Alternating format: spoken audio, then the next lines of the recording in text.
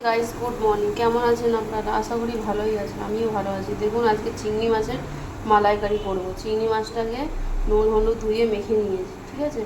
এবার চিংড়ি মাছটাকে হালকা করে ভেজে নেব। ভাজার পরে সরষে পোস্ত আর নারকেল কাঁচা লঙ্কা বেটে নেব। বেটে তারপরে এই করবো চিংড়ি মাছের ভাপা, চিংড়ি মাছের মালাইকারিও বলতে পারো, ভাপাও বলতে পারো, ঠিক আছে। কড়াটা গরম হচ্ছে, তারপরে চিংড়ি মাছটা ভাজছি, তারপরে আপনাদেরকে দেখাচ্ছি। আজকে যেহেতু আমার জন্মদিন, ওই জন্য ইলিশ মাছও হয়েছে, চিংড়ি মাছও হবে। ইলিশ মাছের রেসিপি আমি আগের দিন দিয়েছিলাম, বেগুন দিয়ে সরষে পোস্ত দিয়ে কাঁচা লঙ্কা দিয়ে বাটা, আর চিংড়ি মাছের। দেখুন গাইস, তেলটা গরম হয়ে গেছে, তেলটা গরম হয়ে গেছে। চিংড়ি মাছকে ছেড়ে দেবো। চিংড়ি মাছ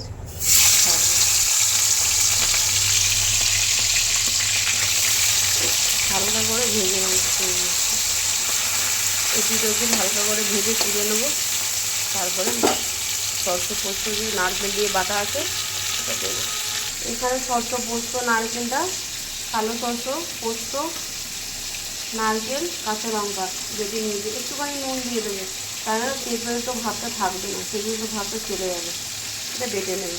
এখানে চিংড়ি মাছ ভাজা হচ্ছে, হালকা করে ভাজবো, বেশি ভাজবো না, মালাইকারিতে বেশি ভাজতে হবে। ভেজে তুলে নেবে।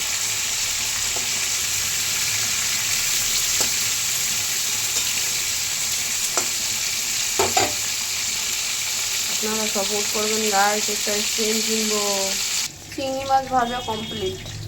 এখানে তেল আছে, তেলের মধ্যে কালো জিরা দিয়ে দেবো, মশলাটাকে ঢেলে দেবো। তারপরে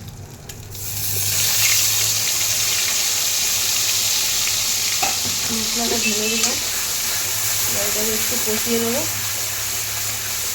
নুন হলুদ অ্যাড করবো, নুন হলুদ অ্যাড করবো। স্বাদ অনুসার নুন দেবেন আপনারা, যতটা বানাবেন। হলুদ দেবেন,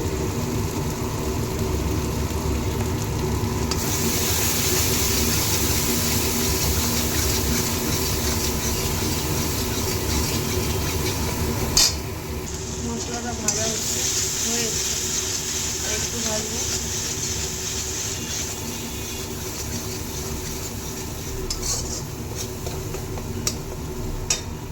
ভাপাতে একটু বেশি কথা বলে জলটা দিয়ে দেবো।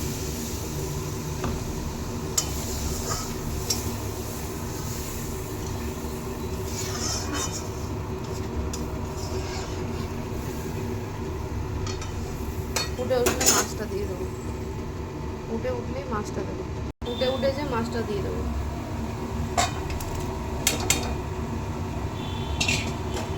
মাছটা দিয়ে ঢাকা দিয়ে দেবো। ঢাকায় ঢাকায় সেদ্ধ হবে মাছ। ঢাকা দিয়ে ঢাকাটা খুলে দেখে নেব।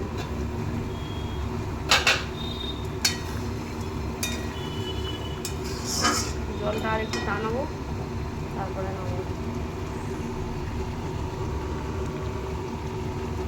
মালাইকারিটা দেখুন গাইস,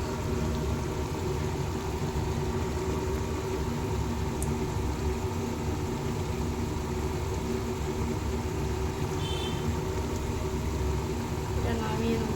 হয়ে গেছে মাখানো।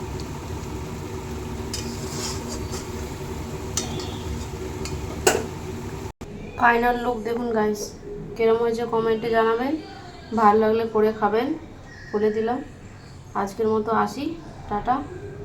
ভালো লাগলে লাইক কমেন্ট শেয়ার করবেন, আমার পাশে থাকবেন, একটু সাপোর্ট করবেন গাইস। সাপোর্টের খুব দরকার আমার।